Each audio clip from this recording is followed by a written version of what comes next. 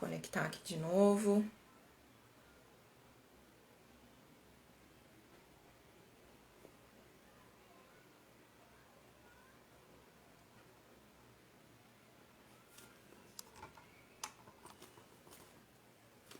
Pronto, agora sim. Oi, Cris. Eu já tinha aberto aqui, já tava batendo um papo com a Maria Liz Proença, você vê? Olha lá, ela voltou. Tava conversando com eles aqui, falando que eu tô lendo o seu livro, que eu tô gostando bastante. Já vou te chamar aqui pra entrar. E antes eu queria só falar que esse momento que a gente tá vivendo, né? Eu acho que não só pra mim, mas como muitas pessoas, tem sido de grande valia para aprofundar alguns estudos, para intensificar algumas questões, né? E comigo não foi diferente. Eu tô lendo aqui o seu livro, eu tava mostrando pro pessoal quando caiu. Não consegui ler o tanto que eu queria, cheguei aí num terço dele, mas coisas de mãe, né? Então tem as demandas do trabalho, as demandas do filho, faz parte. Mas uma coisa que me marcou muito nessa leitura que eu fiz até o momento é essa importância de valorizar a educação e a qualidade, né? De não se deixar, como você fala, né? Se guiar pelo muro das lamentações. E aí eu vou voltar a falar da Maria Alice, que eu tava conversando aqui com ela quando você entrou. Que eu sempre falo dela nas lives e hoje não vai ser diferente, porque eu acho que tem total conexão, né, com o que a gente vai falar. E eu acho que é isso, assim, o que ela fala é que entre o real e o ideal a gente tem que fazer o possível. Vamos focar no possível. E eu acho que isso falta um pouco. Oi, Ana, eu acho que isso falta um pouco na educação. Às vezes a gente fica tão focado no que a gente não tem, que a gente deixa de fazer o que a gente pode. Então eu vou chamar aqui o Cris. Pessoal, vocês estão me ouvindo? A Tânia falou que tá sem som. Tem mais alguém que não tá ouvindo?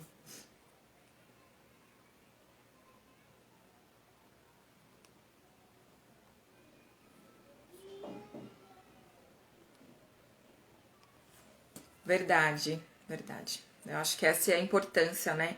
A gente perde muitas oportunidades quando a gente só enxerga dificuldades. Vamos lá, vou chamar aqui o Cris, porque eu quero muito conversar.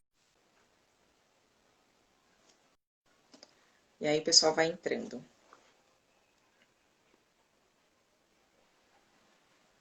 Olá, Olá, foi. tudo A, bem? a tecnologia literalmente está fazendo a gente aprender a fazer coisas que eu nem imaginava, né? Então, mal É sei mexer no verdade. Instagram, quem vai dizer entrar numa live do Instagram, mas deu certo. Entre Deu mortos, feridos e certo. sobreviventes, Não estamos é? aqui. Já ensinei até você mandar áudio no Instagram, tá vendo? Ah, tá vendo Aos só? Viu pouquinhos a gente só? chega lá. Cris, eu quero de novo agradecer, já falei contigo aí nos bastidores.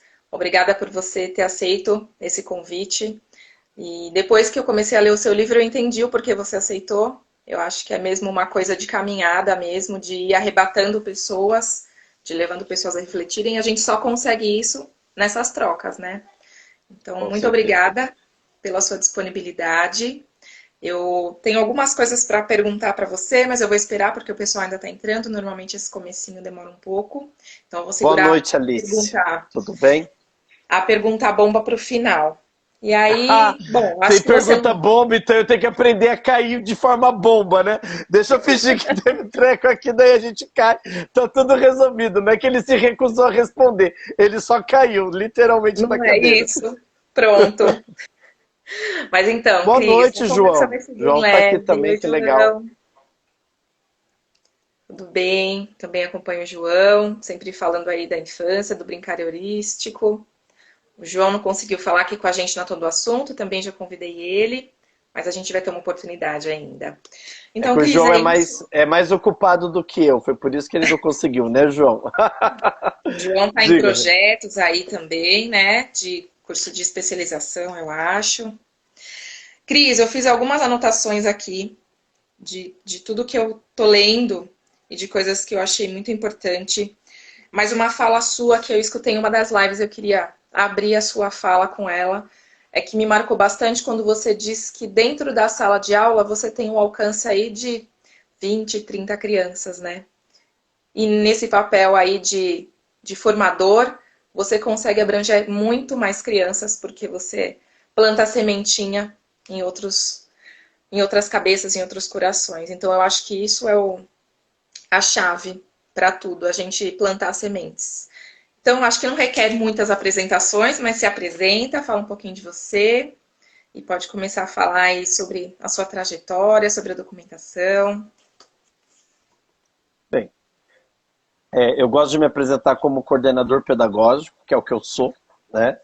Eu estou diretor da divisão da educação infantil, mas é isso, eu não sou o diretor da educação infantil, né? Eu sou coordenador pedagógico. Alguém que, apesar de estar encantado e achar que agora entende um pouco de infância, nunca foi professor de educação infantil, né? Mas eu me fiz coordenador pedagógico na educação infantil. E acho que o trecho que você fala, e eu sinto muito orgulho disso, né? É assim, eu não me tornei coordenador porque eu não queria mais a sala de aula, né? Foi ao contrário. Na sala eu tinha alcance de 35 crianças, 30 crianças, né? E eu faço meu mestrado, eu ainda estou em sala, e como acho que a maioria das pessoas aqui que são professores com a mesma realidade, dobrando, tendo 2 cargos, né? Quem dera eu pudesse ter só um cargo e quando estudasse ainda poder ainda me afastar e poder só estudar. Infelizmente não pude fazer de forma tão idílica assim o meu mestrado. Eu fiz o meu mestrado com o professor Edmir Perrotti, na ECA, uma grande referência em mediação de leitura para criança. Eu acho que é o melhor especialista em mediação de leitura, na verdade, para criança, né? E tive o privilégio de ser acompanhado por ele e fiz com as minhas crianças, Renato, uma coisa muito interessante, que é quando eu burilo esse termo que se chama pedagogia cultural. Tanto é que você vai ver que depois do meu doutorado chama-se Diário de Bordo rumo à pedagogia cultural, né? E quando eu termino o trabalho, eu falo assim, poxa, se eu fosse coordenador, eu acho que eu podia tentar ajudar mais professores a fazer isso. É quando eu me torno coordenador pedagógico. Ironicamente, da rede que eu tinha acabado de sair, que era São Bernardo do Campo, eu me faço coordenador, eu me faço professor e me faço coordenador em São Bernardo do Campo, não em São Paulo, né? E presto também concurso em São Paulo, passo, e aí, como a gente não pode ter 2 cargos de gestão, eu preciso exonerar São Bernardo, muito mais por uma questão financeira do que de trabalho, né? Eu acredito que as condições de trabalho em São Bernardo eram até melhores do que em São Paulo, mas infelizmente o dinheiro não era a mesma coisa. Eu, enquanto coordenador em São Bernardo, ganhava metade do que eu ganho como coordenador em São Paulo. E quando eu estou em São Paulo, eu tenho um privilégio de trabalhar por um tempo ainda na administração Haddad na DRE Ipiranga, como formador na DRE Ipiranga, e começo a entender que dá para ir um pouco além daquilo que ainda, por mais que você como coordenador vá, você pode ir um pouco além, porque eu estava responsável pelos coordenadores da DRE Ipiranga, né? Nessas ironias do mundo, eu, desde quando estou no mestrado, eu sempre fiz questão de participar de grupos de pesquisa. Eu acho que todo mundo aqui deixa essa dica. Se filie a um grupo de pesquisa, e ele não precisa ser obrigatoriamente pago, tem muitos gratuitos, muitos da universidade pública, né? Eu estava filiado na época ao grupo de pesquisa da professora Mônica Pinazza, e uma das orientandas da Mônica Pinazza estava fazendo um estudo super interessante sobre bons coordenadores pedagógicos. E eu participei dessa entrevista. No começo da gestão, Dória, ela me liga dizendo que ela está com dificuldade de ir para trazer gestores para a secretaria. E aí eu vou te contar uma coisa que eu não sei se você sabe, Renato. E acho que para todo mundo que está aqui é importante saber. Quando nós vamos para a secretaria, a gente perde dinheiro. Todo mundo acha que a gente vai para a secretaria e vai ficar rico. Não. Fica rico. Quem é gestor perde a verba de locomoção. Para professor até vale a pena, porque o professor vira J40. Então ele entra na tabela de quem é gestor. Mas para quem já é gestor, significa perder a verba de locomoção. Então a gente perde dinheiro, né? Não E tem quando vantagem. ela me liga, Exatamente. Se financeiramente não tem vantagem, não Financeiramente, você. não. Isso. Eu não vou mentir que não existam outras, até porque, né? Por que então a Madre Teresa de Calcutá foi para lá? Vou dizer por quê. Quando ela me liga, ela pergunta se eu tenho o nome de algum professor para indicar. Eu digo que não. Não, minto. Eu pergunto, é para fazer o quê? Ela diz, não tem nenhuma frente definida. Daí eu disse, se for para cuidar da formação dos formadores da DIPED, eu vou. Você sabe que perde dinheiro? Eu falei, sei, mas se for para fazer isto, eu vou. E eu vou. Ela me convida. Nessas ironias da vida, no dia que sai a minha publicação, ela exonera, porque dela passou no Colégio Dom Pedro II no Rio de Janeiro e vai para o Rio. Aí a professora Yara Mattioli volta a ser responsável pela educação infantil por um ano. Eu fico responsável pelas formações da DIPED. No segundo ano, eu sou convidado para assumir a direção. E neste meio do caminho, eu começo o meu pós-doc sobre formação de formador de coordenador pedagógico, que é uma outra característica que eu sempre tento ter comigo. Todas as vezes que eu estou fazendo algo, eu tento procurar a academia para me ajudar a entender profundamente aquilo que eu estou fazendo. Que eu acho que tem que ser minimamente coerente. Então, se eu digo, se você tem que ter intencionalidade, eu também tenho que ter clareza da minha intencionalidade.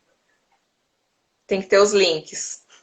Exato, é um termo mesmo, é um termo bastante que eu uso. Fiz a lição de casa direitinho. Links. Eu digo que a gente tem que O linkar. pior é que você sabe que hoje eu fiz um post, né? Eu estava lendo o livro, aí eu fiz um post. Eu não lembro exatamente como eu escrevi, mas eu falei sobre, de repente, não importa, eu não lembro exatamente, mas que o importante não são os caminhos que você ruma, porque você trilhou muitos caminhos, né? Eu estava lendo aqui no seu livro, você foi coordenador de curso de estética, né? De profissionais de estética ou algo assim. Então você trilhou muitos caminhos, você passou por muitos lugares, São Bernardo, São Paulo, Ipiranga, Drepiranga, né? E aí eu coloquei, que eu falei, às vezes não importa os caminhos que você trilha, o importante é o destino que você quer chegar, que no seu caso é a qualidade na educação. Publiquei. Juro, passou 2 páginas, chegou aquela parte que fala que você está parafraseando lá, você está fazendo as citações da Alice no País das Maravilhas, e fala que ela não sabe, ela pergunta, né, qual caminho eu pego? E aí o gato pergunta para ela, não sei, você quer ir para onde? Lá, tanto faz. Ele, então, tanto faz caminho. E eu falei, gente, é muito isso, né? Porque se a gente não tem um foco, não tem uma clareza do que a gente quer, não adianta. Às vezes não adianta pegar uma reta, às vezes você tem que pegar uns atalhos, mas vai chegar onde você quer. E eu falei, nossa, é muito isso. E eu não sei se você sabe, cientificamente, eu gosto muito disso. Cientificamente tem uma explicação para isso que a gente fez. Isso que você está falando. Nossa, acabei de postar, passa um tempo e aí eu encontrei algo que ia ao encontro daquilo que você logo estava falando. Tem um teórico que eu gosto muito chamado Jeremy Brunner. Brunner vai dizer que nós somos animais narrativos. O que nos torna seres humanos é a nossa capacidade de nos narrar. E Brunner começa a vida cognitivista, estudando adulto, e termina a vida acadêmica dele sócio-interacionista, pesquisando as crianças em Reggio Emília. Então é muito interessante o percurso mesmo profissional dele. E ele fala que tem uma coisa, Renata, que é super interessante. Quando a gente está estudando alguém, nós estamos pesquisando alguém, nós vamos entrando na faixa, parece até místico o que eu vou falar, mas é científico, tá? Na faixa vibratória. Então, sabe quando você vai se reunindo com colegas que pensam parecido, você vai trazendo aquele grupo que vai se tornando potente, porque as pessoas têm valores parecidos, e na hora que você vai se aperceber, você já está fazendo uma grande transformação, ou você está pensando aquilo que você começa a frase e a pessoa termina, mas é muito por isso, porque você vai entrando na faixa de pensamento. Tanto é que quem convive com quem já ganhou um prêmio Nobel tem maior chance de ganhar. E não é porque vai copiar o trabalho do outro, é porque vai começar a raciocinar e a pensar na faixa de quem já ganhou um prêmio Nobel. É muito interessante isso. Nossa, muito legal. Não sabia disso. Mas foi de verdade. A hora que eu postei, que eu li, eu falei, meu, ele vai pensar que eu escrevi porque eu li. Não, eu li depois. Mas é muito isso. E isso que você falou, né? De entrar nessa conexão, eu acho que é muito isso. As meninas, até umas amigas minhas estavam brincando essa semana que elas acham que eu tô tomando chá de cogumelo. porque eu tenho umas coisas, às vezes, dou umas viajadas assim, né? E eu tô muito nesse processo reflexivo e o seu livro tá indo muito de encontro. E de verdade, não é puxando o saco, não, não é fazendo graça, mas o seu livro tá indo muito de encontro a algumas coisas que eu tenho pensado bastante, que é justamente isso. O quanto muitas vezes a gente fica apegado às dificuldades. Ai, mas isso você fala também aqui. Ai, mas eu tenho muita criança. Ai, mas a rotina é corrida. Ah, mais. Ah, mais. Tudo bem, a gente sabe. Eu sou professora de educação infantil, trabalho num seio, sei Joaquim Tomé Filho. E a gente sabe de todas as dificuldades que é estar, né, na educação. Mas se a gente se grudar nisso, de ai, mas está difícil, a gente não enxerga além, a gente não amplia o nosso olhar, e é o que a Maria Alice estava falando aqui, né? Quando a gente pensa nisso, do entre o real e o ideal, faço o possível traz oportunidades, e aí de repente você tentando, você encontra outras formas, e é um ciclo mesmo, né? Você vai se reinventando, vai se redescobrindo. Eu acho que a questão da documentação pedagógica, dos registros mesmo, né? Eu acho que é muito importante nesse sentido. Eu estava vendo aqui uma passagem onde a professora Raquel, se eu não me engano, onde ela coloca uma insatisfação dela com um apontamento seu, mas que depois ela refletiu, e eu acho que é muito isso, é óbvio, gente, a gente é ser humano, né? Ninguém gosta que alguém chegue lá e cutuca a sua ferida e fala assim, ó, isso aqui não ficou legal. Olha, mas você pensou direito? Acho que isso aqui, né? Ninguém gosta. Mas eu acho que o importante é assim, no passar do primeiro impacto, respira, sai da caixinha, né? Sai ali do problema e tenta olhar de um outro prisma, porque eu acho que isso é essencial. Senão a gente fica, eu diria que automatizado, mecânico, não tenta fazer um novo, não tenta propor coisas diferentes, não evolui, nada acontece de novo, tudo fica na mesmice. E aí cai no que se fala muito, que é o que eu sempre penso, no muro das lamentações. Então, eu estava conversando só para encerrar minha fala e voltar para você, que você tem muito mais coisa para falar que eu. Eu estava falando com uma pessoa essa semana sobre isso, que muitos estão dizendo que não vê a hora de acabar 2020. E é óbvio, né? 2020 está sendo bem difícil, a gente nunca imaginou passar por isso. Mas para mim, se eu tivesse que fazer um levantamento do meu ano, eu acho que 2020 foi mais pro bom do que pro ruim. Eu acho que eu aprendi tanto, eu me descobri muito, aprendi muito sobre mim, seja em processo terapêutico, seja nos meus estudos, nas minhas pesquisas, seja nas trocas que eu estou fazendo com as lives. Então eu acho que tudo isso que aconteceu me abriu, como a Maria Alice fala, uma oportunidade. E eu enxerguei como uma oportunidade. Eu parei de pensar nas partes difíceis, né, na coisa ruim, e foquei, então tá, é isso que tem para hoje, é o que eu tenho para hoje. O que eu consigo fazer com tudo isso? E vamos embora. Porque senão fica mais pesado, né? Eu brinquei nos bastidores com a Renata que para mim não existe assunto proibido e que eu abro o coração. Tanto é que às vezes a minha equipe fica desesperada comigo e fala assim, não pode falar isso. Eu falei, claro que pode. O que pode depois acontecer, eu tenho que explicar direito o que eu quis dizer, mas pode falar. Então, a primeira coisa, eu tenho uma... Eu vou falar rapidamente da estética e vou dizer uma provocação que eu sempre fiz.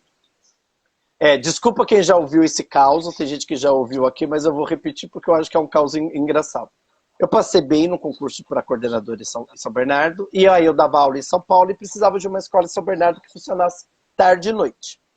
Então eu estava pensando em pegar uma escola que tivesse EJA, até então minha vida só no fundamental. Só que quando eu cheguei em São Bernardo, eles tinham um equipamento chamado EMIP. E a EMIP era cursos profissionalizantes. E um dos cursos profissionalizantes era de eletricidade, elétrica. Eu sou eletricista de manutenção tanto pelo Senai quanto pela ET. Falei, eu nunca exerci, mas eu entendo minimamente de fio, ampere, voltagem. Na pior das hipóteses, eu escolho essa escola que bem ou mal eu vou entender. Só que quando eu cheguei lá, tinha um curso chamado assim, Imagem Pessoal. Que arraso! Deve ser fotografia, design. Puta, eu adoro isso. Eu quero imagem pessoal. Escolhi, entrei no carro e fui para a escola. Cheguei na escola, a moça da limpeza me atendeu. Eu falei, moça, o curso que tem aqui? Cabeleireiro, manicure e depiladora. Mas o quê? Eu fiz, moça, cabelo eu não tenho. Sobrancelha eu nunca fiz. E a unha eu nunca corto, só corto a unha. Eu nunca fiz a unha, não, nunca fiz cutícula. Voltei correndo para a secretaria e fiz, olha, não precisa voltar à escolha. Eu só quero poder escolher outra escola. Pode correr todo mundo, não vou prejudicar ninguém, até porque eu vou devolver uma escola que era dos primeiros colocados e eu vou para qualquer lugar. Não, não pode, não pode, não pode. Em São Bernardo, diferente de São Paulo, você fica 2 anos numa escola. Você não é todo ano que tem remoção. Falei, vamos rezar para Nossa Senhora dos Fios para ver se pelo menos cabelo nasce, né? E voltei para a escola. E fiquei 3 anos nessa escola. Só saí porque ela acabou fechando, e aí foi quando eu fui para uma escola de educação infantil. Só que dessa escola eu tirei uma lição. Se eu conseguir fazer cabeleireiras, manicures e depiladoras escreverem diários de bordo, eu jamais aceitei uma pedagoga me dizer eu não vou escrever diário de bordo. Porque eu falei, se a manicure, a cabeleireira e a depiladora entenderam que o diário mudou a prática delas, e eu tenho lá muitos relatos na minha tese, não pode ser alguém especialista em educação que vai dizer que não faz diário de bordo. Exato. É a primeira coisa. A segunda, quando você fala da Lamúria, eu fui coordenador em São Paulo de uma EMEI chamada Cidade Ademar 3. Fica na Avenida Irvan Cajequian.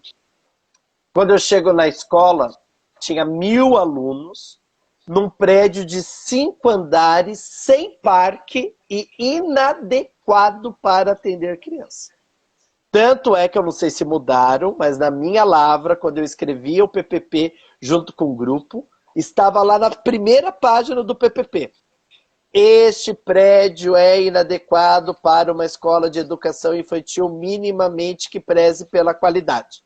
Estava escrito, ninguém estava disfarçando. Não é fingir um mundo maravilhoso. Mas as crianças que estavam lá não tinham culpa daquele prédio inadequado. E a gente sempre tentou fazer o melhor dentro das condições adversas que nós tínhamos. Mas não era por isso que todo mundo ia sentar e ia deixar de fazer algo. Então eu sei que às vezes eu pareço um pouco incisivo. Eu aprendi essa palavra, é mais bonito, né? Do que grosseiro. Eu sei que às vezes eu pareço muito incisivo, mas é que, na verdade, é a busca deste meio termo. Eu preciso conseguir fazer. Hoje, não sei se você teve tempo de ver, mas eu fiz uma live com a Elza. Qualquer coisa está lá filmada, depois você vai ver. No Face, né? O final... Hã? No Facebook da SME? É, no YouTube do Avisa Lá.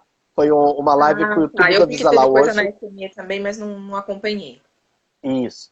O finalzinho desta live desceu um Cristiano hardcore, entendeu? Quando eu tô falando do que é inegociável, comecei a dizer... Quando eu tô... gente, eu acredito muito no que eu vou dizer agora para vocês. Porque eu trabalhei por muitos anos na extrema periferia.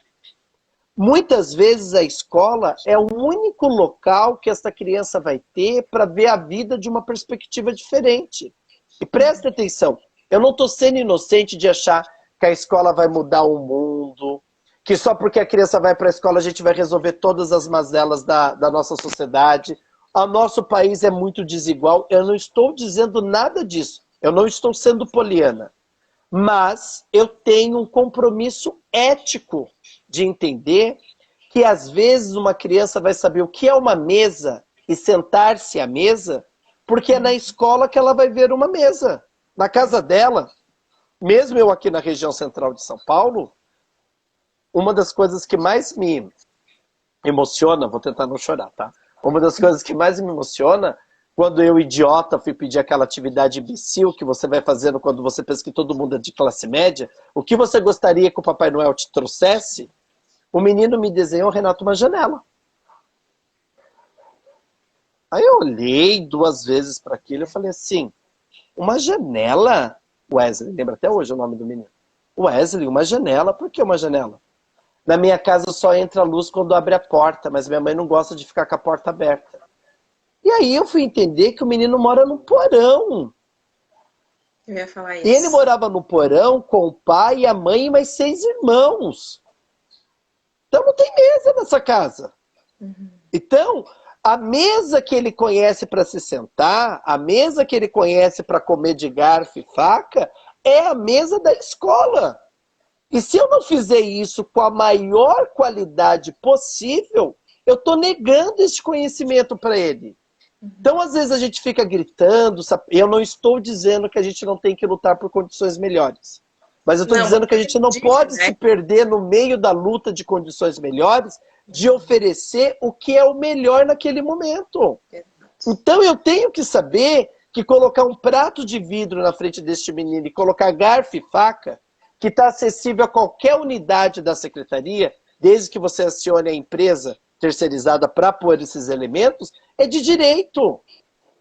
É de direito dele. É disso que nós estamos falando. Então, quando a gente fala de fazer o possível, né, além da frase da Alice, que você já falou bastante, tem uma frase da Beric que eu gosto muito, que ela diz assim, a excelência é inimiga do bom. Ah, se eu não conseguir toalhas de linho e guardanapos de linho, não dá para fazer nada. Dá para fazer um monte de coisa antes de chegar na toalha de linho na mesa. Dá para fazer muita coisa. Só que daí, se eu for querer ter uma mesa estilo Reggio Emili, né? Jarros de vidros pequenos adequados, com copos de vidros adequados, com tudo. Não vai dar mesmo, aí não dá. A prefeitura não me dá recurso. Eu tenho 35 alunos se eu estou na EMEI, eu tenho 25 se eu estou no MG2. Aí eu sento, junto com o gato da Alice, e choro. Agora, se eu entender que dentro dessas condições, por mais adversas que seja, e aí eu vou te dizer o que eu fiz no Cidade Ademar 3. Nós fizemos as crianças, fizeram desenhos no sulfite A4, nós compramos uma plastificadora, toda a escola tem dinheiro para fazer isso, comprar uma plastificadora, e nós fizemos jogos americanos para as crianças. Então, não dava ainda para ser com a toalha, como eu também gostaria, mas as crianças tinham o seu jogo americano, fomos colocando os talheres na mesa para as crianças pegarem os talheres e fomos fazendo o movimento. Então, dentro da adversidade, e olha, como eu disse para vocês, um PPP que se iniciava. Este prédio é inadequado para uma escola de educação infantil. Só que mesmo assim nós estamos tentando procurar estratégias para tornar o lugar menos insalubre para as crianças e para a gente também. Sim, então, é disto que eu digo. Então, eu acredito que a gente sempre tem uma margem. Sempre tem uma margem. Operar na margem não significa ser conformista, não significa ser alienado, não significa que o outro não sabe aquilo que ele está falando, não é nada disso que nós estamos conversando. Nós estamos dizendo assim, eu posso fazer N lutas do prédio para fora, e precisa ser feito, até porque os poderes só se movimentam se for com luta, mas da porta para dentro eu tenho que dar o melhor possível para aquelas crianças que estão sobre minha responsabilidade. E a pandemia, agora eu vou falar uma coisa bem polêmica, mas eu não tenho dúvida nenhuma. A pandemia, principalmente na cidade de São Paulo, para a educação infantil, foi um momento ímpar de quem quis estacionar o carro e conseguir pela primeira vez trocar o pneu. Porque a gente sempre teve que estudar, fazer, tudo ao mesmo, tudo junto, tudo. Uma postagem por dia de um texto e de uma atividade que era para ser decidida coletivamente, não dá para dizer que foi um estresse sem fim. Dava muito bem para a gente fazer uma organização de escola, para as pessoas decidirem essas postagens como um momento formativo, e dava para assistir live, dava para ler livro, dava para fazer discussão extremamente aprofundada. Dava para, de verdade, agora ler o currículo de cabo a rabo, de trás para frente com calma, dava para voltar e pegar um monte de coisa para ler, deu para fazer isso. Eu não tenho dúvida nenhuma que no ponto de vista formativo, quem quis e quem conseguiu aproveitou de uma forma inigualável. Inigualável. É verdade. Isso que você está falando do tempo, né? Eu acho que o que muda é que quando a gente está na escola, você está dentro da sala de aula com as crianças, na sua jornada de trabalho. Então, não dá para você parar e ler um livro, parar e ler um texto. Você faz isso nos momentos formativos, na sua hora atividade, né? Então, você tem ali 5 horas do seu dia com as crianças. Tchau, Alice. Obrigada. Eu ia ainda mostrar para Alice o livro. Ela tá falando tanto, tem um livro que... Este daqui, ó, que é o novo, que a Alice tem o texto dela. Exatamente. Mas Beijo, esse Alice, livro da obrigado. fome, eu não comprei esse livro ainda não, que esse livro da fome, eu tô fazendo dieta pro verão 2021. Mas é isso, sabe? E enquanto a gente tá em casa, é óbvio, né? Eu acho que o que ficou muito corrido, eu vou falar da minha realidade. Meu esposo tá trabalhando de casa. Meu filho tem 3 anos, tá em casa. Eu tô trabalhando de casa. Então, quando você vai para a escola, enquanto eu estava na minha sala cuidando dos meus alunos, ele estava na sala dele, meu esposo no trabalho dele, tudo caminhando. Eu acho que o maior entrave mesmo foi isso de adaptar essas rotinas, né? Porque às vezes eu tô numa reunião e ele tá me chamando querendo fazer cocô. E eu vou fazer o quê?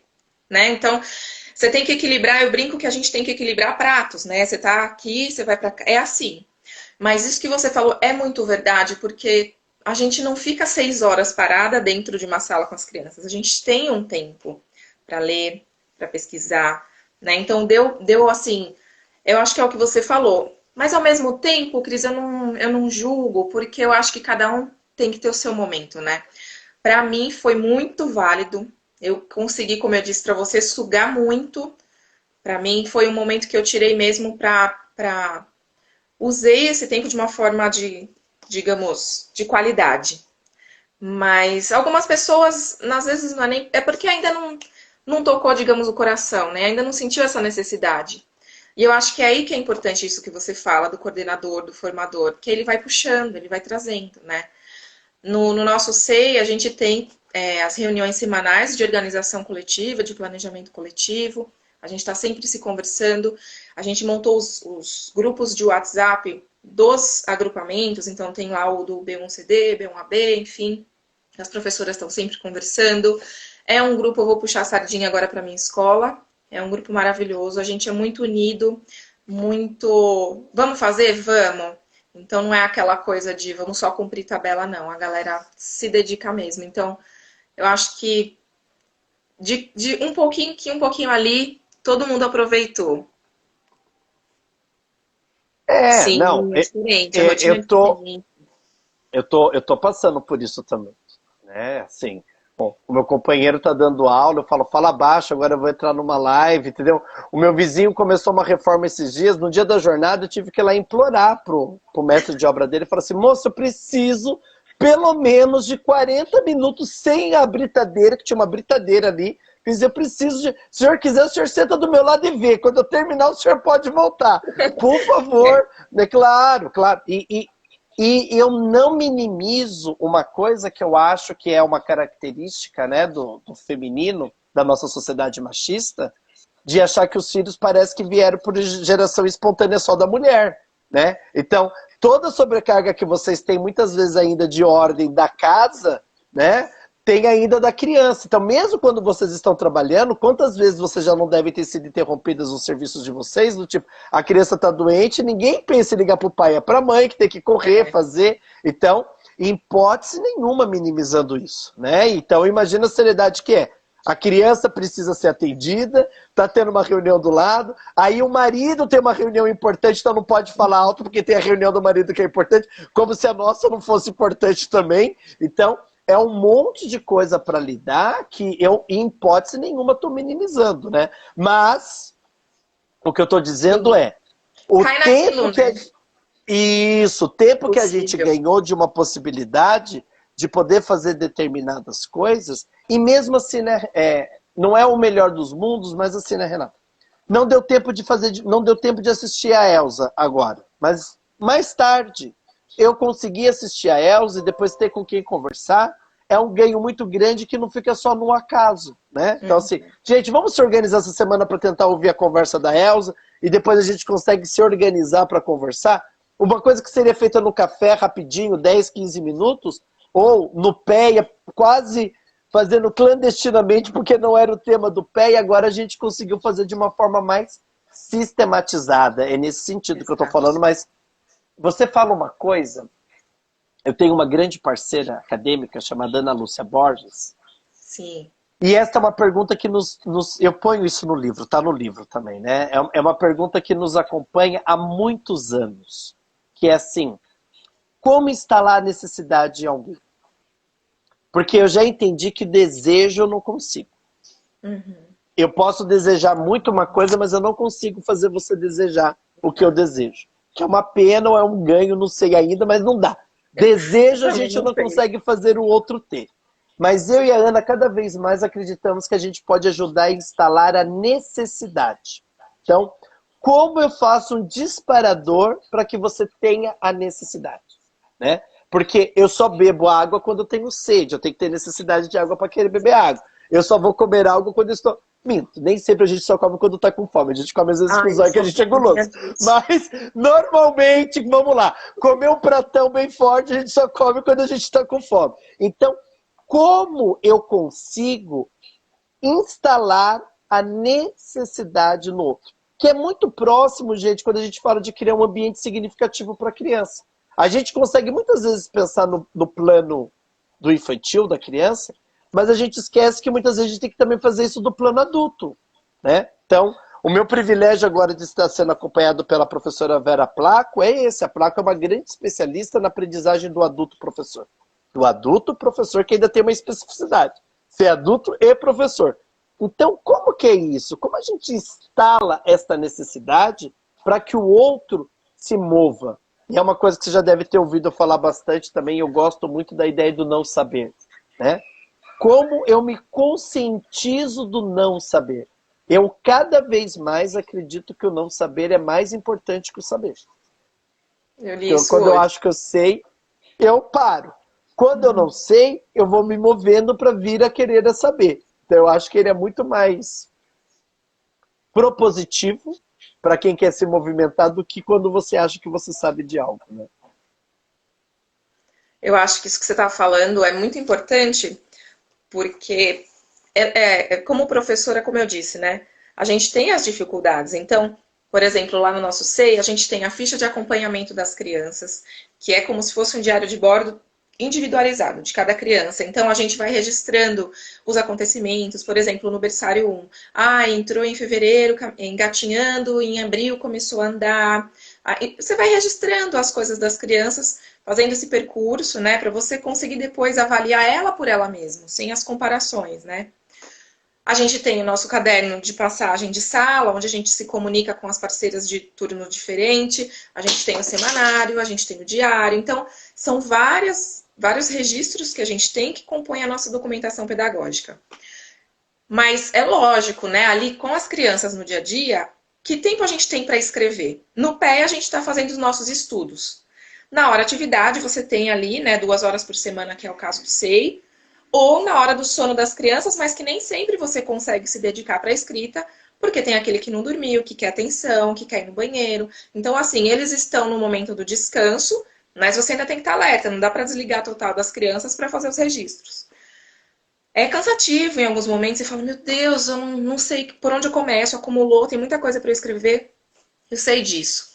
Mas, volto a dizer, não é, assim, Cris, de verdade, não é puxando o saco, mas eu estava lendo aqui você falar sobre o quão difícil também é para o coordenador conseguir gerenciar tudo isso. Porque são muitas, assim como a gente tem que escutar as crianças, são muitos professores a serem escutados.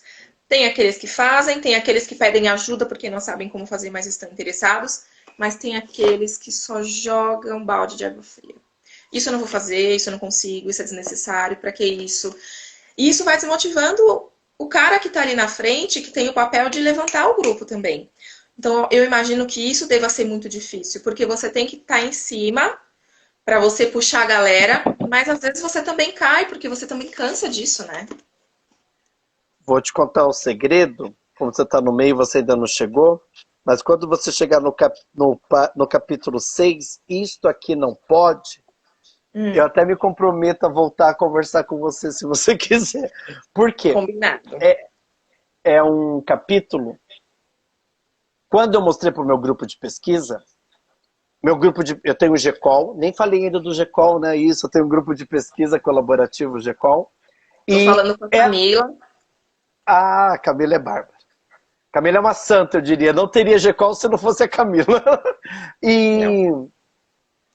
se eu normalmente dei muitos desses capítulos para eles lerem antes, discutir com o meu grupo antes de ser publicado. E eu lembro que quando eu dei este capítulo para elas lerem, várias do grupo disseram assim, você não vai publicar isso, né? Eu falei, vou, por quê? Ela disse que chorava só de pensar no seu nome. Eu falei, faz parte, gente. Não existe sofrimento, não existe crescimento sem sofrimento.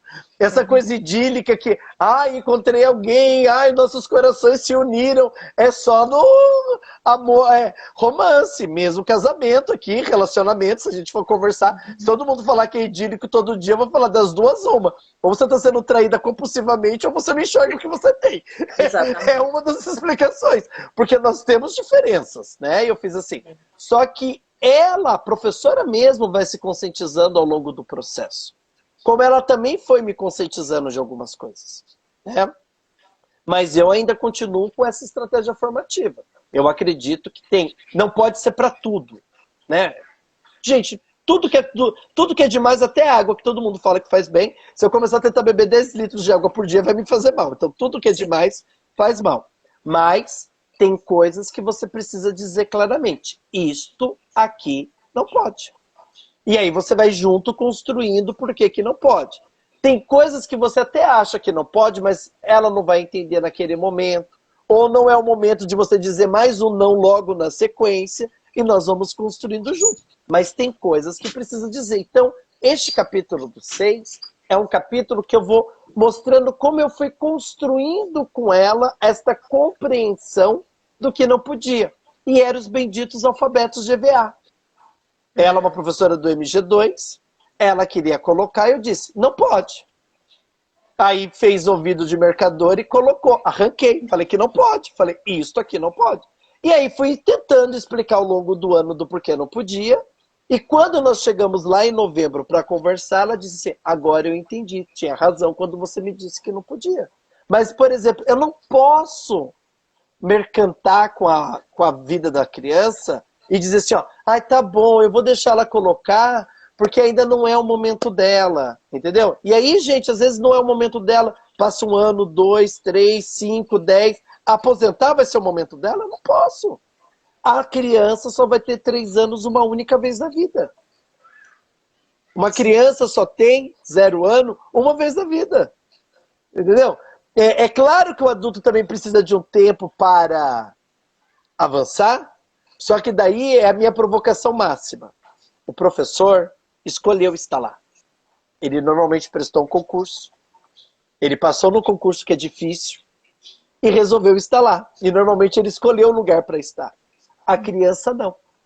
Muitas vezes não. A criança nunca escolheu estar lá.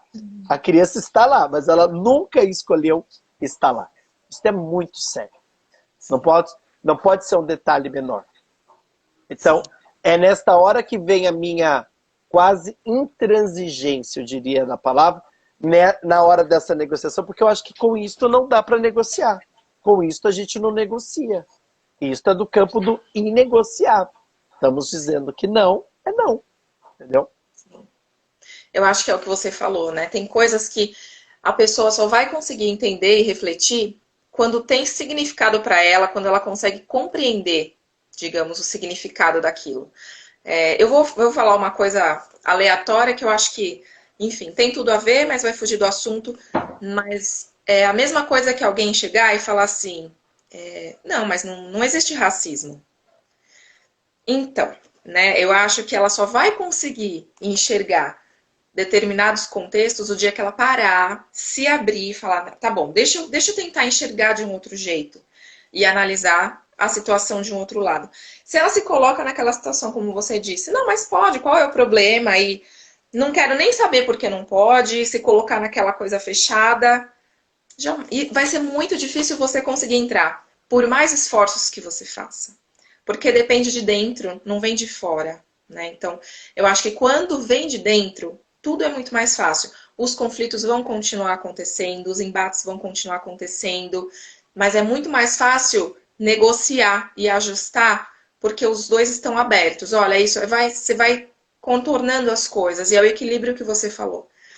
Mas quando a pessoa ela tem uma opinião ali na risca e não quer ver de outro jeito, não tem quem faça mudar. É o que você falou, não dá para colocar na cabeça da pessoa, né? Exato. E hoje é aniversário, na minha opinião, da nossa maior escritora que já tivemos, né? Clarice Lispector. Ah, que E você fala bastante Lispector dela tem. também. É. Eu tenho uma parte aqui dessa estante que é só uma parte só de Clarice Lispector, né? E Lispector criou para mim, na minha humilde opinião, a maior personagem da nossa literatura que se chama Macabea, né? Quem não leu, deixo aqui a recomendação, leiam A Hora da Estrela. Eu vou fazer até um sacrilégio para quem é o escritor. Antes de ler o meu livro, leia A Hora da Estrela. Tá? Eu acho que primeiro leia A Hora da Estrela e depois Eu vou leia... ter que ler, porque você fala bastante, você mesmo, né, sugere no livro, para que seja lido, para que se entenda melhor, né? Vou ter que ler também. a metáfora. Tem várias pessoas me procurando no privado dizendo assim: parei o seu livro pela metade e fui ler A Hora da Estrela para entender tanto dessa Macabeia que chegou uma hora que eu estava me sentindo a Macabeia ainda sem saber quem era a Macabeia, né? Tem um Mas vídeo, né? Quem quiser assistir o filme, tem um filme, não é a mesma coisa, mas já ajuda a entender melhor o que é, né? Mas tem a Macabeia. E isso, Renato, é uma coisa muito séria. Eu acredito que todos nós temos um pouco de Macabeia. A diferença é, eu posso ser 1 minuto do dia Macabeia, ou eu posso ser 23 horas e 59 minutos do dia Macabeia. Então, a minha predisposição a não querer ser Macabeia vai me ajudar muito a evitar ser Macabeia. Então, é disso, né? E o que eu acho bárbaro na Macabeia? Para Macabeia faltou um bom mediador. Ela era alguém que tinha vontade, mas ela não encontrou alguém que pudesse mediar. Então, eu vejo que o papel ético de um bom coordenador é ser aquele que vai fazer as mediações possíveis, as mediações realizáveis. E atuar muito na zona de desenvolvimento proximal destes professores para fazer com que eles se desloquem. Ninguém, gente, levanta, nem eu me levanto de manhã dizendo: ai, que ótimo, eu vou agora pensar totalmente diferente do que eu pensei, porque é ótimo ficar em conflito. Não, não é ótimo. Quem já viveu processo terapêutico, processo analítico, sabe que não. Chega uma hora que você fala assim: gente, eu tô pagando para isso? Sou louco mesmo, sou sádico, né? Tô pagando para sofrer, mas não é que você tá pagando para sofrer. Você está se deslocando e o deslocamento traz implicações, traz sofrimento, traz transformação. Só que quando você alcança eu gosto dessa palavra, quando você se a senhora deste processo, ele se torna irreversível. Então, quando eu tenho o desejo de saber intencionalmente o que eu faço, eu não consigo mais fazer de qualquer jeito. Eu lembro de várias professoras dizerem assim para mim: eu estava cansado, eu olhei assim para a caixa, eu ia pegar um livro e puxar qualquer livro para ler. Você se materializou do meu lado dizendo assim: mas por que você vai ler esse livro? Eu não consegui, eu tive que pelo menos ler o resumo antes de começar a ler, porque eu não posso ser mais alguém que leia qualquer coisa para as crianças. Se eu quero que elas sejam um dia, que elas se tornem leitoras um dia, não é lendo qualquer coisa que eu vou fazer ela ser leitora um dia. Né? Então, quando você vai... E aí é uma outra metáfora que eu falo bastante, você já deve ter lido algumas vezes, que eu falo que é o virar a chave, né? Quando eu viro a chave, quando eu entendo a viragem de chave, isso tem um preço, isso tem o empoderamento, que é uma palavra tão na moda e acho que poucas pessoas entendem de verdade o que é, né? Aí eu me empodero dos movimentos didáticos, e isso deveria ser a meta de qualquer professor, se empoderar dos movimentos didáticos que realiza junto aos seus alunos. Exato. E isso é muito rico em todos os sentidos. Eu acho que é uma coisa para levar para a vida, né? Isso que você falou do processo terapêutico. Para a gente conseguir encontrar muitas vezes uma solução, ou não diria nem uma solução, minha terapeuta fala muito isso, tem coisas que não tem resposta. Mas para você conseguir lidar um pouco melhor com aquela dificuldade, às vezes você precisa entrar na parte mais difícil e mais dura. E isso vai desde o processo terapêutico até a sala dos professores, onde muitas vezes, para mudar, eu lembro que quando na escola, a nossa coordenadora na época era a Bárbara Lagonegro, e quando ela trouxe a ideia de relatório de um outro formato, foi um boom. Naquele ano, muita gente saiu na remoção. Muita gente, quando vinha, eu vim porque eu ouvi falar que é um SEI muito bom, mas eu tô com medo dos registros. Hoje mesmo eu falei com uma professora que tá vindo para o nosso SEI, ela falou, eu só tô com um pouco de medo porque parece que é tanta coisa que tem que escrever que eu não sei se eu vou dar conta. Então é lógico, quando tem essas mudanças, a gente se perde, às vezes é difícil, você se depara com dificuldades, mas eu acho que eu vou voltar de novo naquilo que a gente falou. Se a gente parar na dificuldade, sem tentar encontrar uma oportunidade e uma forma mais simples de lidar com aquilo, a gente só vai ver a dificuldade. E eu acho que isso é uma coisa para a gente levar para a nossa vida mesmo. Isso acontece dentro da nossa casa, como você falou, né? Com meu marido. Ele tem defeitos e tem qualidades, mas se eu for focar nos defeitos, vai ficar insustentável, né? E eu acho que na escola é isso também. Para o coordenador, eu acho que é o que eu falei para você, eu acho que deve ser muito difícil, porque às vezes deve dar uma. Ai, não sei mais o que eu faço. Porque você vai sendo bombardeado. Porque, eu não sei, né? Mas a impressão que eu tenho é que em alguns grupos, muitas vezes, é a minoria que está disposta, não, vamos lá, vai ser difícil, mas vamos fazer o que dá. Parece que eu não digo nem a maioria, mas aquelas que têm a voz mais forte dentro do grupo são as que ficam pondo para baixo e falando que não vai dar, que vai ser difícil. E isso vai contaminando as pessoas. Aqueles que estão dispostos vão se enrugando, sabe? Então, sei lá, é muito Eu difícil. vou, eu vou te contar um segredo. Não devia, mas eu falei que também sou linguarudo. Quando eu vou trabalhar na educação infantil em São Bernardo, eu vou para um grupo muito bem formado, tá? A pessoa com menos tempo na escola tinha 9 anos e tinham pessoas que já estavam na escola há 27, 26 anos, né?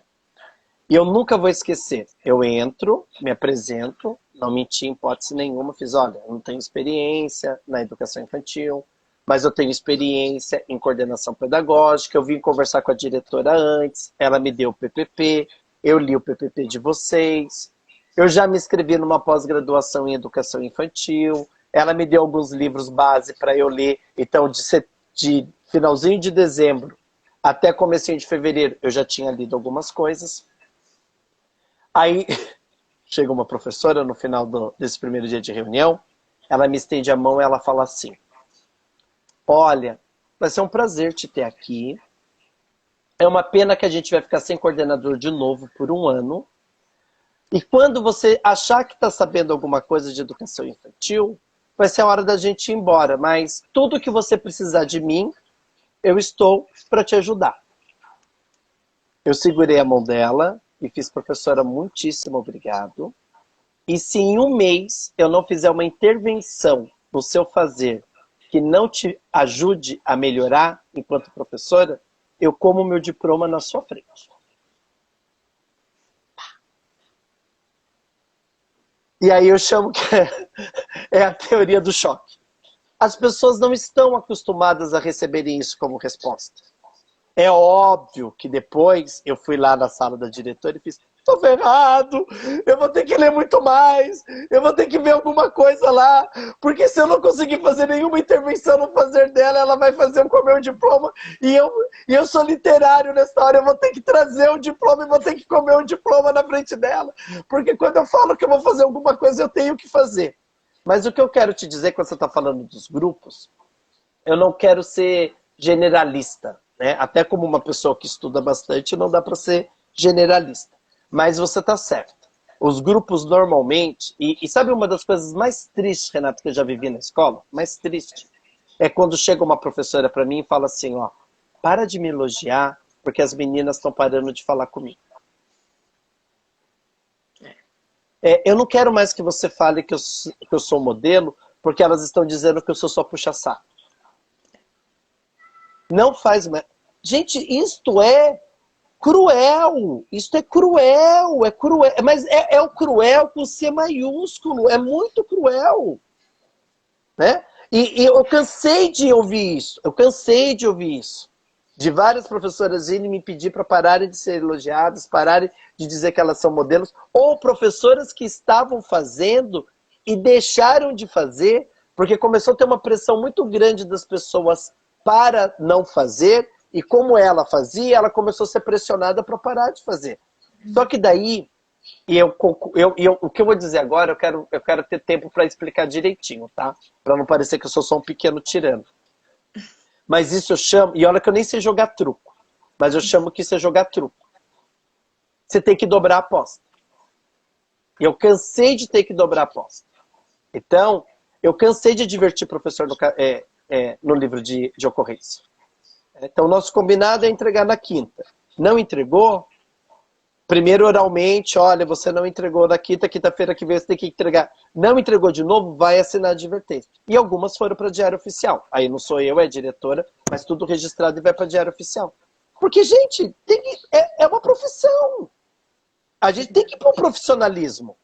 Entendeu? E aí o que eu digo? Aí você reza para Nossa Senhora da Remoção e no final do ano você se remove. Mas até a Nossa Senhora te atender, você vai trabalhar como... Eu lembro de um grupo que eu fui e alguém chegou para mim e fez assim, você não tem vergonha? 3 professoras saíram no meio do ano.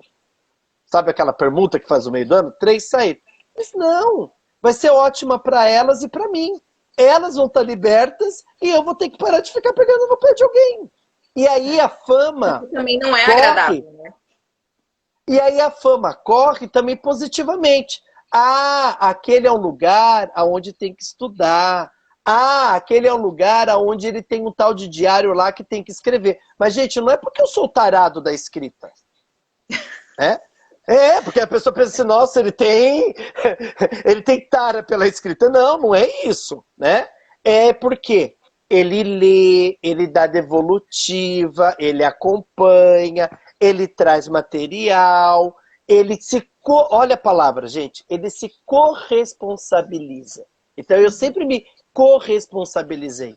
Então, na mesma medida que eu estava puxando de um lado, eu estava do outro lado ajudando. E é uma coisa que você mesmo falou que está no livro, e eu sempre disse para as pessoas, você está reclamando de escrever 16 páginas? Quando eu dou devolutiva para todo mundo, só numa semana eu escrevo 54 páginas. Sem contar o tanto de coisa que eu li. Então não é que eu estou exigindo um trabalho seu, que eu no mínimo não estou fazendo 4 ou 5 vezes mais. Então, e quando as pessoas vão entendendo, né, Renata, eu acho que o que eu gosto desses grupos como vocês têm, como eu estou vendo a Dana aqui agora, do Convocar a Infância está aqui, beijo, querido. Terça-feira a gente vai tomar café presencialmente, né, minha querida? Ai, que delícia, Dana! Eu gosto desses grupos de vocês, é o quê? É assim, é vocês se empoderarem de uma maneira a mostrar que é possível sim fazer. É possível estar em movimento e se deslocar. É simples? Não, não é simples. É doloroso? É doloroso. Né? Você mesmo agora, para estar aqui, dividindo isso com outras pessoas, você deixou de fazer algumas coisas, eu também deixei de fazer algumas coisas, mas nós estamos aqui porque a gente acredita que é possível uma educação de qualidade. A gente acredita que é possível compartilhar caminhos e, de repente, ouvir do outro possibilidades. Mas, e eu sempre digo isso nas minhas postagens, sempre tem um mas, tem hora que a gente também tem que dar limite. Então, tem... Na psicologia, né, na psicanálise, na verdade, tem um grande psicanalista chamado Lacan, Jacques Lacan, e Lacan tem um conceito que chama em nome do pai, que é o contorno. Então, muitas vezes, quem está no cargo de gestão precisa exercer o nome do pai. E o nome do pai é isso, é dar limite, dizer, agora não, vai ter que fazer isto sim, isto é do campo do inegociável. Você não consegue fazer dessa maneira, então de que forma você consegue fazer? Mas isto, gente, é o verdadeiro ético e político que está lá nas diretrizes. Uhum. As pessoas acham que democracia é cada um sair fazendo o que quer. Não, não é. Não é. A gente precisa de encontrar consensos. E estudar esses grupos é muito sério. Quando a gente tem um grupo que está todo mundo junto querendo crescer, puta, é super legal, mas é difícil encontrar isso. Normalmente você encontra o grupo da resistência. E eu te diria, Renato, posso estar enganado, tá? Mas pelos 12 grupos docentes que eu já passei ao longo da minha carreira, eu te diria que a maior parte do grupo, eu vou com... Se tá todo mundo indo no legal, ele até vai. Mas se tem um grupo dizendo que não vai, ele até acompanha esse grupo, e é o grupo do vai com, que é o pior de tudo. Porque ainda aquelas pessoas que fazem uma resistência mais clara, é mais fácil de você intervir ou até bater de frente. Mas aquele grupo amorfo, que é o que vai com, então, Não sei por que cargas d'água, o grupo gosta da Renata, a Renata disse que é bom, então vou fazer. E aí o grupo faz. Mas pode ser o mesmo grupo que pode ser porque gostou da Renata, mas a Renata decidiu que não vai fazer, então não vai fazer. Só que ele não sabe nem explicar, nem por que ele está fazendo e nem por que ele não está fazendo. E nesta hora, ele é pior do que a Alice. Porque a Alice ainda pergunta pro gato. Para a direita ou para a esquerda, o gato acaba respondendo e ela mesmo falando que tanto faz, ela ainda tem uma escolha, ela toma uma escolha. E este grupo não. Este grupo parece que espera alguém lá perguntar. Parece que é legal, então vou. Eu brinco do efeito manada. Pode ser só nas minhas escolas de educação infantil e a de vocês não. Segunda-feira, uma professora fez atividade com bambolê. Até sexta-feira, vai estar todo mundo infernizando pelos bambolês. Aí na quarta já começa assim, essa escola é uma bagunça, não tem nem material para trabalhar, a gente quer um bambolê e não tem bambolê. Mas assim, tinha lá 40 bambolês e ninguém ligou. O dia que alguém resolveu pegar, daí todo mundo quer rodar bambolê, aí não tem mesmo 300 bambolês. E aí é uma bagunça a escola porque não tinha bambolê, né? Sulfite azul, ninguém quer. Aí alguém faz uma proposta com a folha de sulfite azul, aí todo mundo quer folha de sulfite azul. E aí não tem mais folha de sulfite azul. É uma bagunça, não temos condições de trabalho, olha que é isso? Depois querem que a gente faça algo de qualidade. Aí vem com aquele diário de bordo maldito, ainda quer que eu escreva o diário de bordo? Vou escrever. Nessa escola não tem sulfite azul, entendeu? Mas é isso. A gente não vai percebendo este ido da manada, esse efeito da manada. Eu tenho muito medo do efeito da manada. E muitas vezes a gente vai reproduzindo manadas na vida sem nos conscientizar disso, sem perceber isso. E o que é mais triste, muitas vezes, olha só, naturalizando isso. Então a gente vai achando que é normal se calar porque a gente é uma boa professora. A gente vai achando que é normal esconder que a gente faz um bom trabalho para o amigo não criticar o nosso trabalho. Aí as pessoas estão reclamando. Gente, isso eu cansei também de passar. Todo mundo reclamando, daí fica aquele silêncio, depois vem aquela romaria para a sala. Olha, eu não concordo com o que ela estava falando, mas você sabe, né? Não dá para falar na frente dos outros, senão os outros vão ficar magoados comigo. Eu falo, olha, eu não quero ouvir. Se você não se posicionou na frente dos outros, agora não adianta vir aqui no tete-a-tete comigo se posicionar. Entendeu? Não. Ou você se posiciona na frente das pessoas, ou você agora fica. Porque para mim, quem cala, consente. Você consentiu. Na hora que você falou e ninguém contra-argumentou, você validou o que ela estava dizendo. Isso é sério. E a gente tem dificuldade de fazer isso. Muita dificuldade. Muita. E eu ia te falar isso agora. Eu acho que muitas vezes se posicionar dentro de um grupo é muito difícil. E isso eu tô falando pessoalmente, né? É uma coisa que eu tenho passado no meu processo terapêutico particular, de tentar não me anular. Porque é uma coisa, como você disse que você ia contar um segredo, eu vou contar um também. Pra mim, a rejeição do outro dói. E às vezes, o se colocar, você se sente rejeitado porque o outro vira a cara pra você, porque você não pensou igual a ele, ou você é o puxa-saco porque você tá pensando, você tá concordando com o que a gestão tá falando, então você é o puxa-saco. E aí, às vezes, pra não ficar mal no grupo, você se apaga. Você não toma nenhuma posição contrária, nenhuma posição favorável, você fala, deixa, eu não vou falar mais. E você vai se apagando e vai morrendo a sua chama interior. Isso é uma coisa que eu tenho muita dificuldade de me colocar quando eu sei que a maioria do grupo pensa diferente. Isso é uma coisa que eu tenho dificuldade na minha vida pessoal mesmo, assim. Mas é um processo. Eu tô lutando contra isso.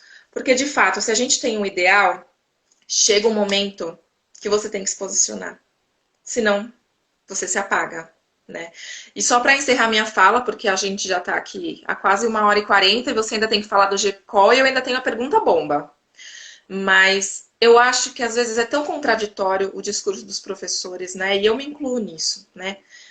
Às vezes a gente reclama tanto. O professor não é valorizado. As pessoas acham que o professor de escola pública não trabalha. As pessoas acham que o professor de escola pública é acomodado. As pessoas acham que... Só que aí quando chega o momento de você dar visibilidade para o seu trabalho, de você falar o que você faz, Eu só tô lendo, pode falar, tô ouvindo. É que eu tenho ceratocone, eu tenho que chegar bem perto para conseguir ler, senão eu não consigo ler. Eu fui ler também, eu me distraí. Mas eu até perdi o fio da meada, mas enfim, né? A gente é um pouco contraditório porque a gente cobra tanto reconhecimento, a gente cobra tanto que as pessoas valorizem o funcionário público, a escola pública, a educação pública. E aí, quando a gente tem que fazer um trabalho ali, sabe, sério, uma coisa que requer de fato um trabalho, que é mais laboroso, puxa, eu não quero escrever, mas escrever dá trabalho, mas isso demora, mais isso, mais isso, mais isso. E a gente vai Vai se validando o discurso que a gente fala que não concorda. e pro meu, assim, antes de trabalhar na prefeitura, eu trabalhei 10 anos numa seguradora. Eu trabalhava na Porto Seguro, foi lá que eu conheci meu esposo, que estava aqui, o Fernando. E pra gente essas coisas são muito naturais. Numa empresa privada, existe avaliação de desempenho, você é avaliado pelo seu chefe e você tem que avaliar o seu chefe, mas ali não envolve às vezes o dinheiro, então você acaba sendo mais sincero. Mas nas nossas, né? E eu me coloco nisso. Às vezes você deixa de falar algumas coisas porque você sabe que vai abaixar a nota e aí você vai receber menos. Eu acho que enquanto está vinculado a dinheiro é muito delicado, mas eu não vou entrar nessa questão. Mas para mim era muito tranquilo isso. O meu coordenador me chamava na mesa dele, o meu gestor lá, o sênior, chamava na mesa dele: olha, você não cumpriu essa meta, você precisa me entregar isso em tal dia. Ah, então tá, eu vou fazer. Mas por que quando chega na escola, que é um órgão público, e a gente precisa entregar nos prazos, é tão difícil, né? Mas é muito complicado isso. É o que eu falei para você, eu acho que é um tiro no pé. A gente vai contra todo aquele discurso que a gente prega. Peraí, mas para eu me valorizar, eu tenho que mostrar o que eu faço. Então, eu sei fazer um registro, eu sei fazer um relatório. É difícil, é puxado, é cansativo. Tem dia que eu tenho vontade de mandar o meu coordenador para o espaço. É lógico, isso em todo lugar. Mas enquanto a gente não se valorizar, não tem como cobrar valorização externa. Eu acho que é isso. Eu vou encerrar minha fala com isso. Completa, fala do GCOL, faço a pergunta bomba. Mas esse é o meu sentimento. O GECOL é um grupo de pesquisa que nós temos um site, recomendo que vocês entrem no site, dêem uma olhada no site. Nós estamos agora avançando muito, então nós vamos ter um grupo agora de pesquisa bem consolidado, né? E é uma proposta da gente juntar pessoas que desejam fazer uma escola pública de qualidade e ter pessoas juntas, para esse caminhar não ser sozinho. Porque eu imagino que muitas vezes você achou que estava pregando no deserto, né? E eu gosto muito quando eu encontro gente no GECOL e as pessoas dizem no GECOL assim, ó, obrigado que eu percebi que eu não estou sozinha. Obrigado que tem mais gente que pensa como eu penso, né? E às vezes é importante a gente saber que a gente também vira colmeia, né? Às vezes a gente pode ser abelhas sozinhas, mas que quando a gente se une, a gente consegue fazer mel e a gente se reúne, né? Então, a nossa ideia com o GECOL, a compreensão que a gente tem e está trazendo pessoas, amanhã, se vocês puderem, às 19 horas, lá na nossa adega pedagógica, nós temos um canal no YouTube e nós temos um programa que é o Adega Pedagógica. Vai ser com a querida Maria Carmen Barbosa para encerrar os trabalhos de 2020. Então preparem a taça de vinho. A Dana esteve com a gente também. Eu fico salivando, eu amo vinho, mas eu não tô podendo beber, eu fico ali. Mas amanhã vale... Eu até brinquei que amanhã eu vou pegar um vinho bem especial da minha adega, porque vai valer bastante a pena. A gente vai explicar um pouco também sobre o nosso curso de pós-graduação. Nós estamos entrando com 2 cursos de pós-graduação, né? Um falando sobre documentação pedagógica e outro falando sobre educação infantil de uma maneira mais ampla. Então amanhã a gente vai apresentar um pouco o corpo docente, vai falar um pouco das disciplinas e vamos falar um pouco do meu livro também, porque no Ampliando Olhares que eu fiz com a Maria Carmen, esse é de quinta-feira, esse é uma coisa bem legal também, Renata, não sei se você viu. A gente manda 10 livros para casa das pessoas e eu e a Carmen, uma vez por mês, conversamos com as pessoas sobre o livro. Então, é um clube de leitura, né? Eu diria que é um clube de leitura, mediado por mim e pela Carmen, e foi uma experiência muito interessante. A gente conseguiu trazer vários dos autores. Isso foi um brinde, a gente não tinha se comprometido a fazer isso. A priori era eu e a Carmen só que como a gente tem uma agenda boa, cada um tem uma agenda boa, a gente conseguiu trazer muitas das pessoas para conversar e foi uma coisa bem interessante. Eu tô Alguém conversando já com a falando Camila. que já está matriculada. A Márcia está falando que já está É, matriculada. Bem-vinda, Márcia. Vai ser um prazer. eu tô conversando com a Camila para tentar entrar no G-Call, né? Ela estava me explicando mais ou menos como funciona, enfim, estou em contato com ela. E também estava em contato com a Ana Luísa, Ana Júlia, não lembro agora, lá do Gap, da Maria Liz Proença. Então, vamos ver qual eu consigo me encaixar primeiro, porque às vezes tem lista de espera, né? Então, nem sempre a gente Sim. consegue. Então, eu tô indo para todos e vamos ver se eu consigo em algum. Se você Mas, conseguir vir pro G-Call, vai ser um enorme prazer te ter também, Renata. eu Uma também. coisa eu te prometo, você vai ficar mexida. Isso é uma coisa que eu garanto para qualquer um que entra. A gente se mexe. Ai, que bom. Isso é bom. Eu já estou nesse processo, só vai mexer um pouco mais. E para encerrar, para te liberar, porque já são quase 8 horas, a pergunta bomba, né? Eu vou fazer, eu não sei mais quem está ao vivo aqui, se tem pessoal da rede, né? Mas como fica gravado e muita gente assistir depois, a pergunta que eu quero perguntar, né? Que eu conversei com você aí nos bastidores, é sobre avaliação de contexto, que está tendo esse movimento agora aqui na SME, né? A gente está tendo algumas lives com a Helena Bering, falando um pouco sobre essa avaliação de contexto. E no começo, quando eu comecei, né, a assistir as lives, qual foi a minha impressão? Eu pensei, bom, como eu disse para você, né, como eu venho de empresa privada, eu acho que meu olhar é um pouco diferenciado. Então eu enxergo da seguinte forma: é óbvio que a escola às vezes não tem os recursos necessários, é óbvio que às vezes a estrutura muitas vezes não é adequada para a gente conseguir fazer tudo que se predispõe a fazer de acordo com os indicadores de qualidade. Para quem não sabe, os indicadores de qualidade, digamos que é um norteador da educação, né, onde a gente tem ali que cumprir algumas coisas, garantir algumas coisas, digamos assim, para os bebês e crianças. E aí, o que eu entendi é que essa avaliação de contexto, ela chega para fazer, digamos, uma revisão. Vamos ver se indicadores de qualidade está acontecendo de verdade, o que precisa melhorar, o que precisa ser visto. Como num sentido mesmo, num relatório da educação infantil. Quando a gente faz um relatório lá para os pais do nosso SEI, a gente não vai reprovar a criança, ela não vai voltar a fazer o berçário 1 de novo. A intenção é o quê? Olha, né, a gente fez isso, a criança avançou em tal ponto, ela conseguiu, ela descobriu. Eu enxergo mais ou menos dessa forma a avaliação de contexto. Então, não é, eu entendo assim, que não era como um caráter punitivo de punir a escola ou o educador. Eu entendo que é um levantamento, uma observação para que se busque a qualidade sempre, considerando, lógico, né, o real, o ideal, o possível. Mas isso gerou muita discordância, muitos conflitos de opinião, porque muitas pessoas estão se sentindo acuadas. Não, mas vai vir uma pessoa ver o que eu estou fazendo, mas isso vai me prejudicar, enfim. Então eu queria que você falasse um pouco sobre isso, para que os professores que vão assistir depois consigam se tranquilizar, caso seja o que eu estou pensando, porque se for punitivo, eu já vou repensar isso daí. Então, eu vou tentar te responder primeiro começando com uma pergunta para você. Renata, você é uma boa professora? Eu acho que a gente nunca consegue dizer que é um bom professor. A gente está sempre buscando ser o bom professor. Renata, o que te deixa em dúvida se você é uma boa professora? Se eu estou conseguindo proporcionar para os meus bebês e crianças o que eles merecem e o que eles precisam. O que seus bebês precisam que você tem certeza que você faz? Acolhimento. E o que eles não precisam e você faz?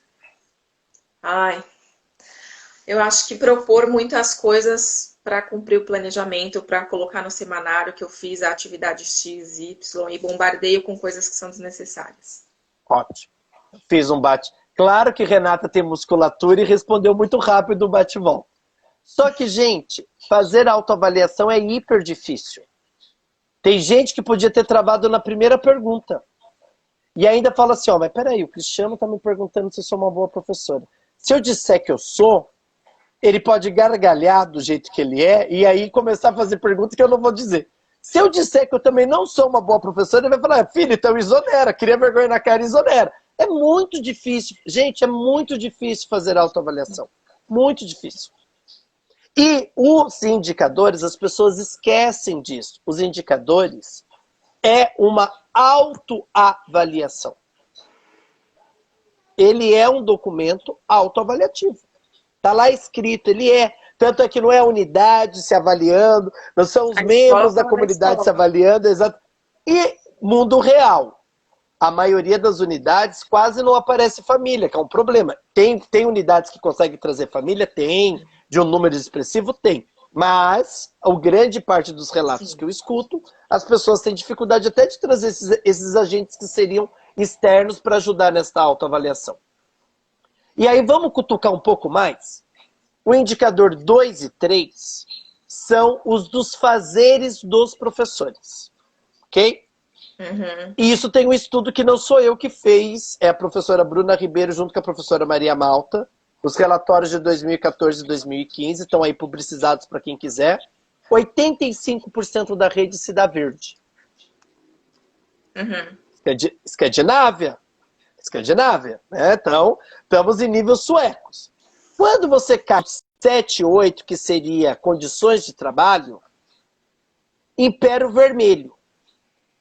Gente, olha que incrível! São Paulo é para ser um estudo. Com condições africanas, oferece uma educação escandinava. Gente, tem um descompasso aqui. Eu não estou mentindo que de repente não deva ser vermelho, não estou dizendo que não é. Mas se é tão vermelho assim, como que eu consigo fazer isso tão alto ser verde? E aí, Renata, eu vou fazer a provocação do milhão. Eu não tenho dúvida nenhuma que você deve ser uma excelente professora. Só que a consciência do que você sabe do que é excelência te diz assim, ó, eu ainda não sou tão boa desse jeito. E você consegue dizer claramente uma grande potencialidade sua e uma grande fragilidade, porque você é alguém que se permite ter fragilidade e mais, dizer qual é ela. O que nós temos como a maioria como comum é as pessoas não admitirem que tem fragilidade e quando elas têm, o problema não é delas. Ah, é as 25 crianças, são as 7 crianças, são as 35 crianças. Ah, é aquele coordenador filho do cão. Ah, é aquela escola. É o outro. Quando eu tenho um problema, não é meu. É o outro que me dá problema. A gente terceiriza. O que é uma avaliação de contexto? Uma avaliação de contexto é para conseguir olhar tudo isso. É óbvio. Vai o avaliador olhar. A professora está no tapume. Não tem nada naquele lugar. A escola acabou, digamos, lá de ser inaugurada. Não tem material, não dá para ela fazer milagre. Não dá para ela fazer milagre. Né? Mas ele vai lá avaliar uma escola. Quanto tempo essa escola tem? 10 anos. Vocês estão recebendo os repasses de PTRF? Sim, estamos recebendo. Tá. E não tem nada? Opa, tem alguma coisa aqui estranha. Tá bom, mas vamos ver lá como tá. Então é isso, gente. É alguém me ajudando a olhar e ver coisas que às vezes, por eu estar no meu cotidiano, eu não vejo, eu não olho. Então assim, não é um caldeirão, não está ligado a pagamento, não está ligado a punição. Mas tem duas coisas, Renata, que eu acho que a gente precisa começar a se convocar. A primeira, nós somos servidores públicos. Nós recebemos dinheiro público. E neste momento, você que tem um marido ainda na iniciativa privada, deve saber melhor do que ninguém como está difícil garantir o emprego e nós temos um privilégio de ter os nossos salários assegurados. Então já começa por aí, né? E nós temos uma estabilidade.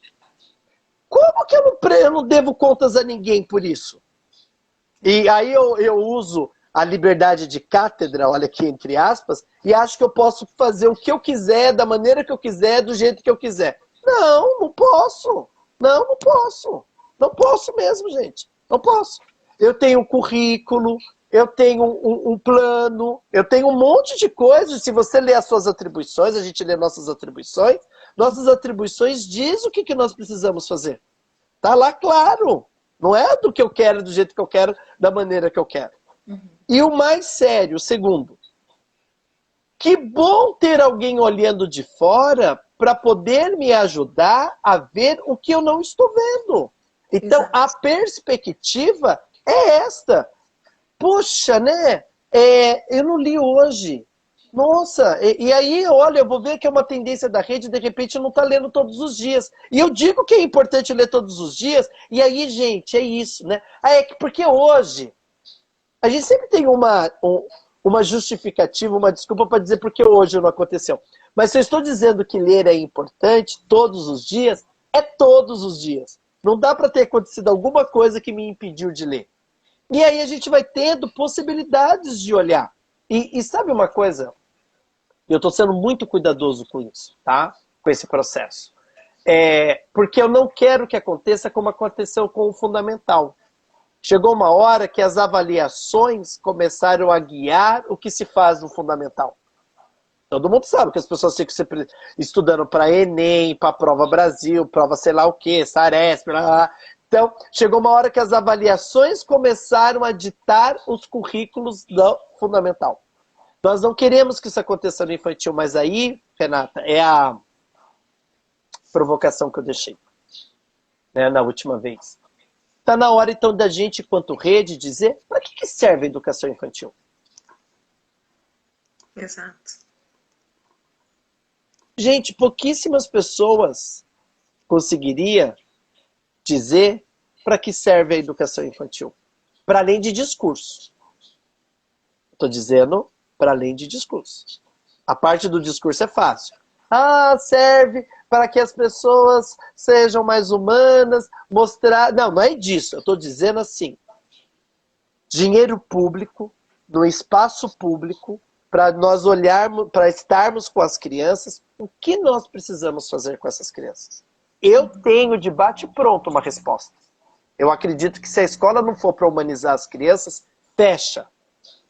Agora, quantas pessoas entendem o que é humanizar crianças?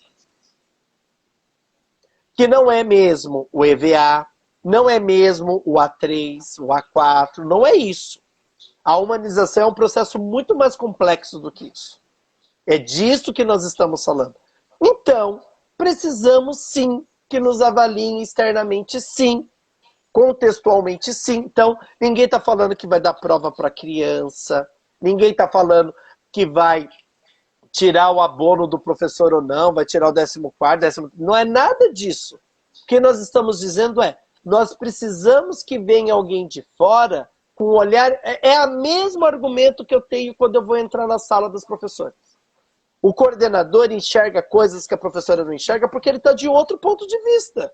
Quem vai vir de fora vai enxergar de outro ponto de vista. E mesmo que o que ele enxergue não seja a realidade plena da escola, no mínimo tem que servir para dizer assim, mas peraí. Mesmo que tenha sido uma exceção da exceção, ele veio no dia e viu uma exceção. Será que isso é tão exceção assim?